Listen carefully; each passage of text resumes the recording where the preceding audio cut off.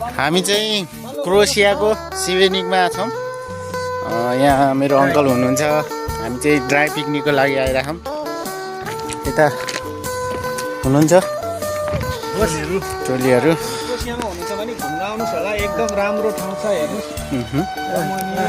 त्यस्तै भन्दै अरूले त्यहाँ छ अनि हाम्रो यहाँ नि छ, यहाँ पानी छ, यहाँ छ हाम्रो मेन कुरो सेक्वा लालीपप। यो जङ्गल हिँड्या किन भन्नु होला गाइज होइन। हामी चाहिँ यहाँ समुद्रको छेउमा यसो ठाउँ हेर्दै अगाडि बढिरहेछौँ।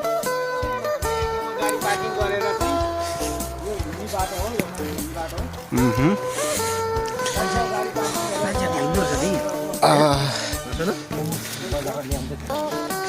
ल हामी चाहिँ यता चाहिँ तलतिर चाहिँ समुद्र